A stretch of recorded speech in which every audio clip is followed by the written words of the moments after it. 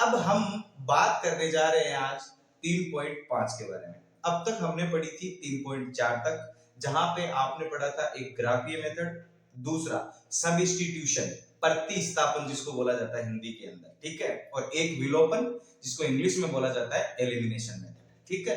तीनों से हमने दो चर वाले रैखिक समीकरण युग्म जो है अच्छे से पढ़ लिए।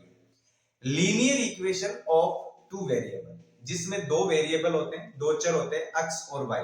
बड़े प्यार से मैं उम्मीद करता हूं कि मैंने आपको बहुत अच्छे से समझाया है और आपके अच्छे से समझ में आया भी है, ठीक है।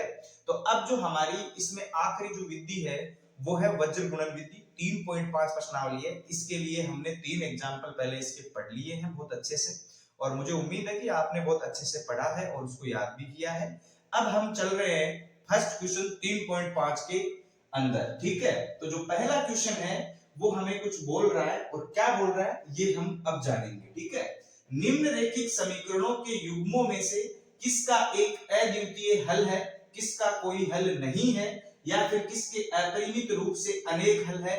अद्वितीय हल की स्थिति में, अद्वितीय हल की स्थिति में उसे वज्र गुणन विधि से ज्ञात कीजिए।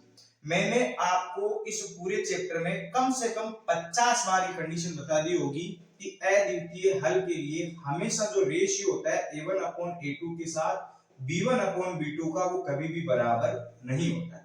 अगर किसी लीनियर इक्वेशन के मानक रूप से तुलना करके a1 a2 b1 b2 के मान निकालकर a1/a2 और b1/b2 बराबर नहीं आता है, तो उस समीकरण, जो समीकरण इसके लिए दिए जाते हैं रेखीय समीकरण, उनके अद्वितीय हल एक होता है, सिंगल हल होता है, और समीकरण जो है वो क्या होते हैं, संगत होते हैं। क्या होते हैं? संगत होते हैं, कंसिस्टेंट बोला जाता है जिसको, ठीक है ना।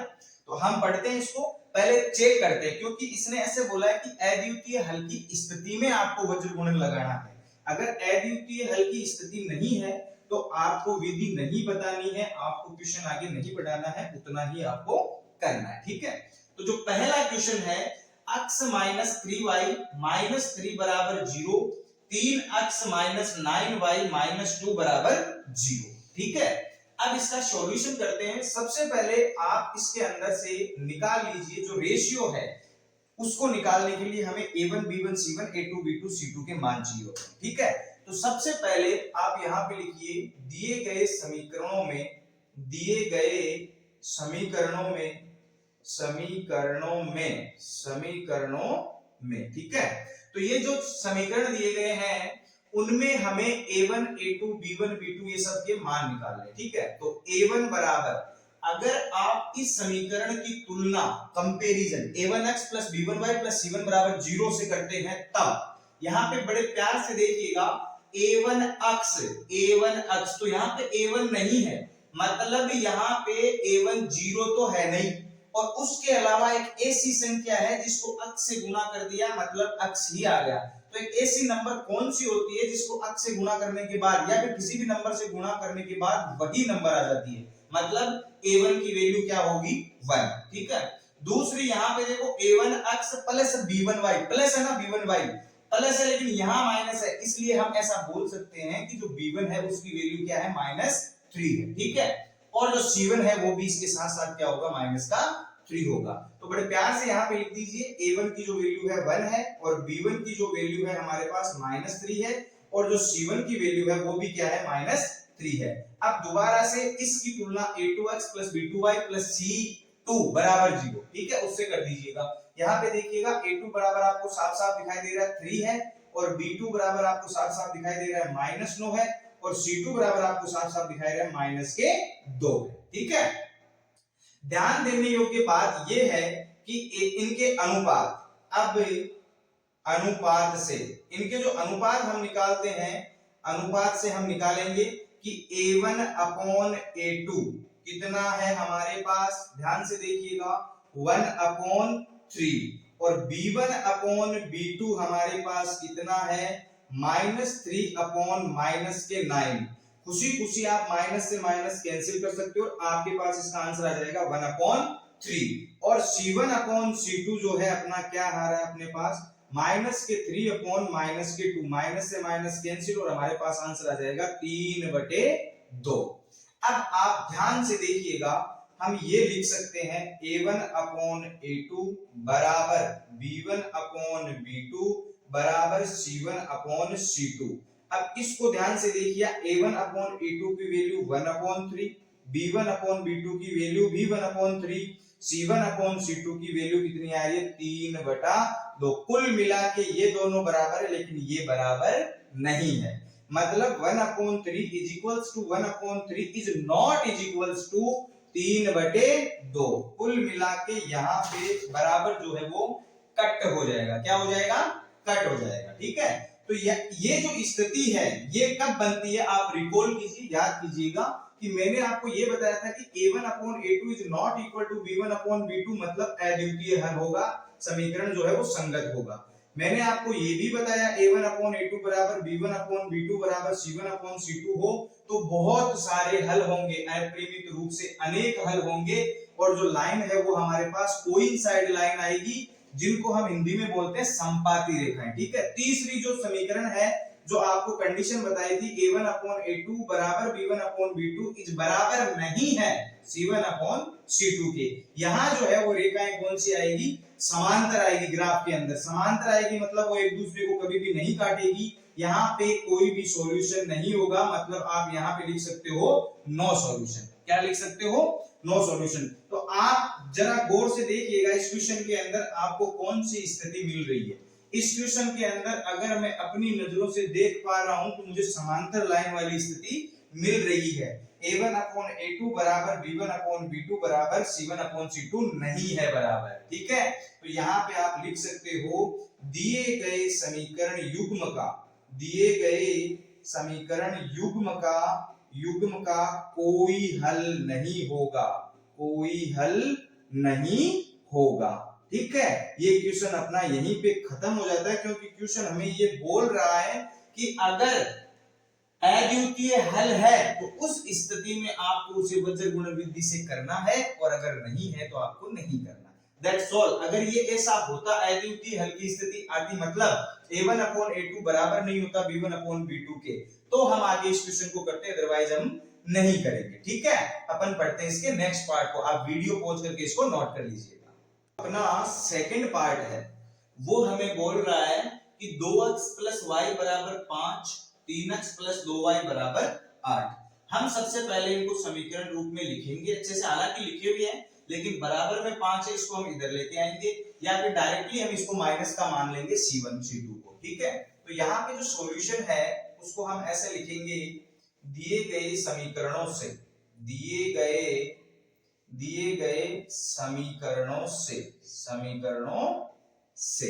A1 बराबर 2 आ रहा है, इसकी तुलना करनी है, B1 बराबर 1 आ रहा है, और C1 बराबर ये 5 इधर जाएगा तो किसका हो जाएगा? माइनस का।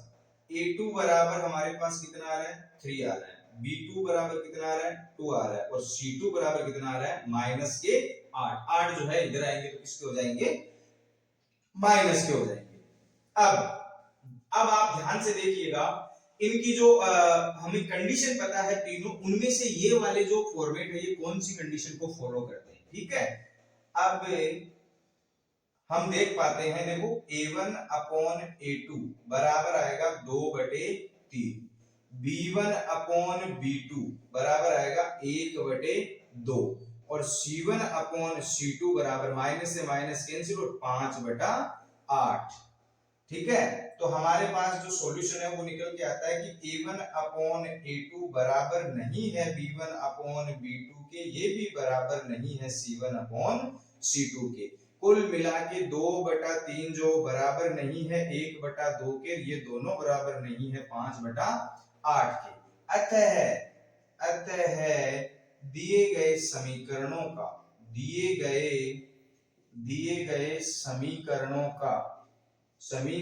का एक अद्वितीय हल होगा। ठीक है, हल होगा, ये हमने लिख दिया है। अब आप ध्यान से देखिएगा, अद्वितीय हल की स्थिति में उसे वज्र गुणन विधि से करना है, तब वज्र गुणन विधि। ठीक है, वज्र गुणन विधि जो है वो हमने कैसे करी थी, क्या करी थी, उसको आप ध्यान से देखिएगा। मैंने आपको बताया था अक्स के बटे के अंदर आपको लिखना है B1 B2 और C1 C2, ठीक है। दूसरा हमने ये देखा था y वाले के लिए C1 C2 और A1 A2। तीसरा हमने देखा था एक बटे के अंदर A1 A2 और B1 B2। इसको हमने कैसे लिखा था ये आप देख लीजिएगा ध्यान से, ठीक है। अक्स बटे B1 C2 B1 C2 और माइनस करना है B2 C1 को, ठीक है, बराबर y बटे C1 A2 minus A1 C2, ठीक है। तीसरा हमने लिखा था 1 अपॉन में A1 B2 minus A2 B1, ठीक है। ये हमारा हो गया है वज्र गुणन विधि का फॉर्मेट। अब आप इनका जोड़ की गुणा भाग कर लीजिए, बहुत ही आसान भाषा के अंदर इक्वेशन हो जाएगा। अक्स बटे आपके पास B1 और C2 के मान देखिए। सबसे पहले देखिए B1 कितना है 1 इंटू C2 का मान कितना है माइनस का 8 है, ठीक है।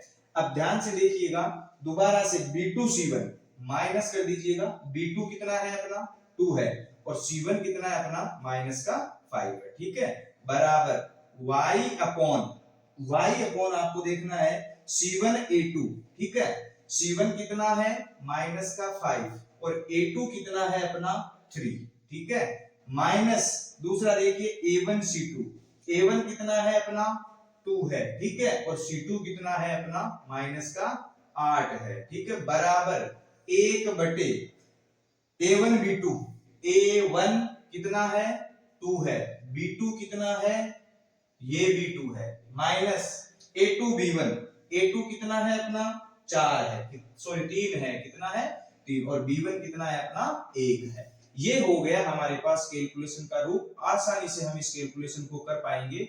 8 एकम माइनस 8 माइनस माइनस प्लस 5 दूनी 10, ठीक है। y बराबर 5 तेरी 15 माइनस माइनस प्लस 8 दूनी 16, ठीक है। 1 बटे 2 दूनी 4 3 एकम 3, ठीक है। अब ये हो जाएगा अक्स बटे प्लस के 10 माइनस के 8 मतलब प्लस के 2 बचेंगे। y बराबर प्लस के 15 माइनस के 16 मतलब 1 बचेगा, बराबर 1 4 में से 3 गए 1 बचेगा। अब ध्यान से देखिएगा, एक बार आपको इसके बराबर ये लेना है, इसके बराबर दोबारा से वो लेना है। तो यहाँ पे आप केस भी बना सकते हो, कोई ज्यादा झमेले वाली बात नहीं है। फर्स्ट केस में आप ऐसा लिख लीजिए x बटे 2 बराबर 1, इसका मान 1 ही होता है, हमने 1 ले लिया, ठीक है। ये हो जाएगा x बराबर 2 गुना 1, 2 उधर चला जाएगा गुना में और x बराबर आ जाएगा अपने पास 2। दोबारा से जो सेकंड केस है, सेकंड जो केस है अपना वो बनेगा y बटे 1 बराबर 1, ठीक है। तो y बराबर 1 इंटू 1 और y बराबर अपने पास आ जाएगा 1।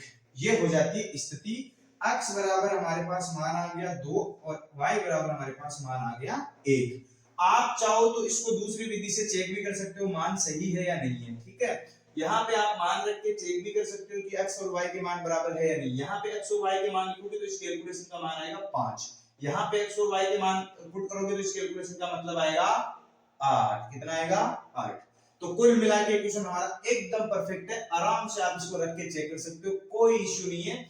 बहुत ही प्यार से मैंने आपको समझा दिया है और मुझे उम्मीद नहीं है कि बार मुझे भरोसा है कि आपको बहुत अच्छे से समझ में आ गया। Thank you. थर्ड पार्ट जो अपना है वो हमें ये बोल रहा है 3x माइनस 5y बराबर 20, 6x माइनस 10y बराबर 40। इसके लिए सेम प्रोसेस है, आपको पहले चेक करना है जो रेशियो आता है वो किसके लिए आता है, अद्वितीय हल के लिए आता है या फिर अनेक हल के लिए आता है या फिर कोई हल नहीं होगा इसके लिए आता है, ठीक है। तो दिए गए समीकरण से दिए गए समीकरणों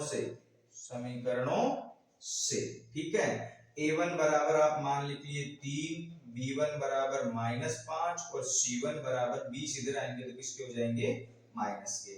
a2 बराबर कितना है 6 है और b2 बराबर कितना है माइनस के 10 है और c2 बराबर कितने हैं 40 है, ठीक है।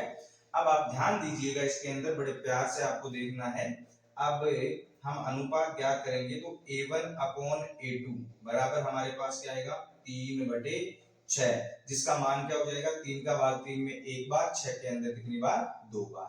अब b1 अपॉन b2 जो हम निकालेंगे वो हमारे पास क्या जाएगा -5/10 माइनस के बराबर कितना आ जाएगा अपने पास 5 एकम 5, ये दोनों माइनस माइनस कैंसिल हो जाएंगे और 5 का भाग इसमें 2 बार, ठीक है।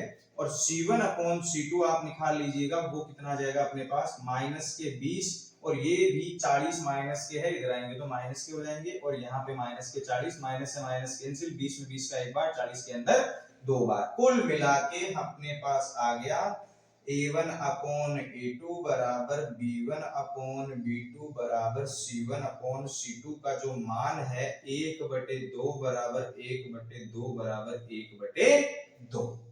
कुल मिला के ये जो है स्थिति, ये किस जगह बनती है, कब बनती है, जब दिए गए रैखिक समीकरण युग्मों के अपरिमित रूप से अनेक हल होते हैं, लेकिन हमें इस स्थिति में वज्र गुणन लगाना है जिसमें अद्वितीय हल है। तो यहाँ पे आप लिख लीजिए कि दिए गए समीकरण युग्म के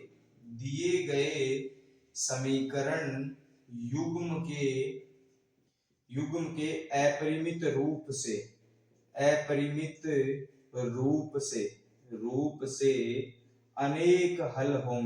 अनेक हल होंगे, ठीक है। और अनेक होंगे इसलिए हम इसको आगे नहीं करेंगे, अद्वितीय हल होता तो हम आगे इसको कर देते, ठीक है। वीडियो पॉज करके आप नोट कर लीजिएगा। अपन पढ़ते हैं इसका फोर्थ पार्ट। तो जो अपना फोर्थ पार्ट है वो हमें बोल रहा है x - 3y - 7 बराबर 0, 3x - 3y - 15 बराबर 0, ठीक है।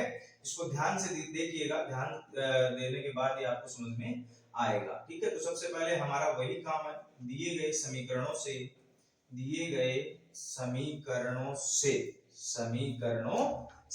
ये जो समीकरण दिए गए हैं इनसे हम मान निकालेंगे। a1 बराबर हमारे पास आएगा 1, b1 बराबर हमारे पास आएगा -3 और c1 बराबर हमारे पास आ जाएगा -7 सॉरी, ठीक है। तो अब यहाँ पे देखिए a2 बराबर हमारे पास क्या आ जाएगा 3 आ जाएगा, और b2 बराबर अपने पास क्या आ जाएगा -3, और c2 बराबर अपने पास क्या आ जाएगा -15, ठीक है। ये हमारे पास जो है मान आ गए हैं। अब हम निकालेंगे अनुपात, ठीक है। तो यहाँ पे लिख दीजिए अब a1 अपॉन a2 बराबर 1/a2 कितना है 3, b1 अपॉन b2 बराबर -3/b2 कितना है -3, माइनस से माइनस कैंसिल, 3 में 3 का भाग 1, ठीक है। दूसरा, अब हम तीसरा निकालेंगे c1 अपॉन c2, हमारे पास c1 की वैल्यू है -7, c2 की वैल्यू है -15, इससे कैंसिल हो जाएगा, 7/15 हमारा जो मान है वो आ जाएगा, ठीक है। अब ध्यान देने योग्य बात है, आराम से देखिएगा, ध्यान से सुनिएगा और समझिएगा, ठीक है। यहाँ पे लिख दीजिए a1 अपॉन a2 बराबर नहीं है b1 अपॉन b2 के, ये भी बराबर नहीं है c1 अपॉन c2 के। आप आसानी से इस चीज को देख पा रहे हो, और यहाँ जो बराबर आ रहा है वो कुछ इस प्रकार आ रहा है, a1 अपॉन a2 का मान है 1/3, b1 अपॉन b2 का मान है 1, c1 अपॉन c2 का है 7/15। जैसा कि आप देख पा रहे हो तीनों के तीनों इक्वल नहीं है, ठीक है। तो दिए गए रैखिक समीकरण युग्म का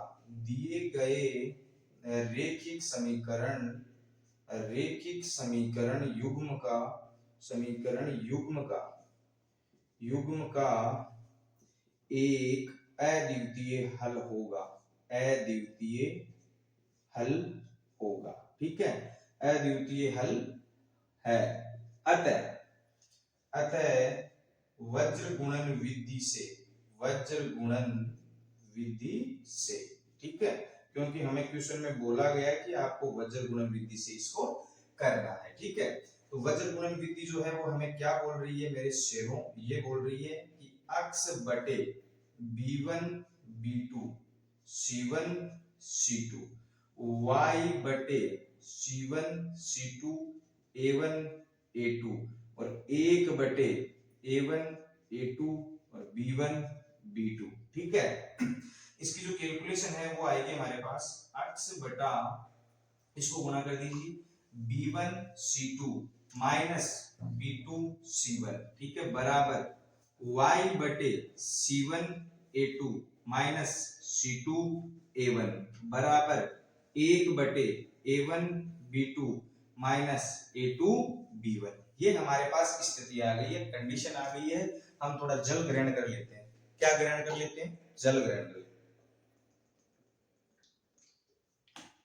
क्योंकि जल ही जीवन है। ठीक है, तो x बटे ये समथिंग समथिंग है, इसकी कैलकुलेशन करनी है। आपके पास सारी वैल्यू पड़ी, कर दीजिए, बड़े आसानी से काम हो जाएगा आपका। x बटे B1C2। अब यहाँ पे देखिए B1 कितना है -3 और C2 कितना है -15। कुल मिला के -3 को गुणा करना है -15 से, फिर माइनस करना है B2C1। B2 कितना है अपना, ध्यान से देखिएगा, -3 और C1 कितना है -7।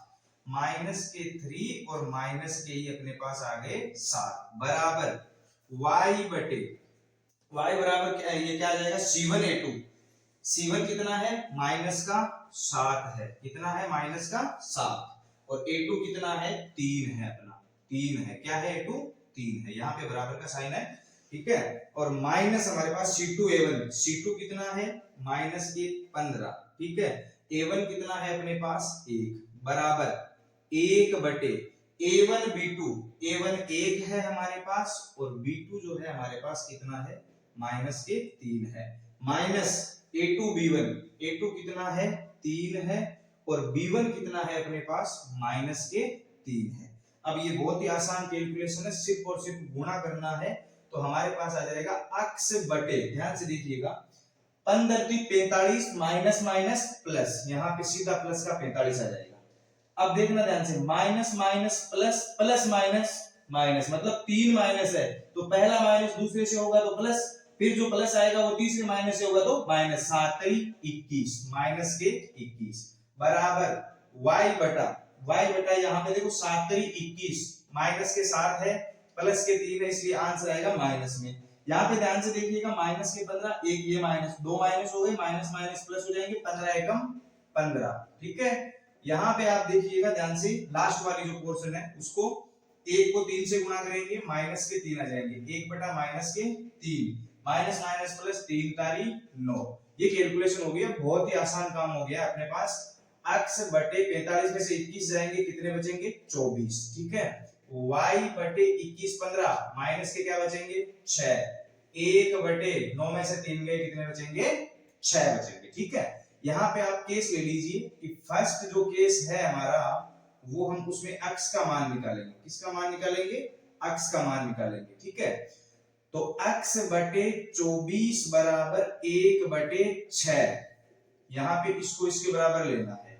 x बराबर 24 गुना 1 बटे 6, 24 जो ऊपर चला जाएगा, 6 चौक 24, 4 बार कट जाएगा, 4 को 1 से गुना करेंगे, x बराबर आ जाएगा 4।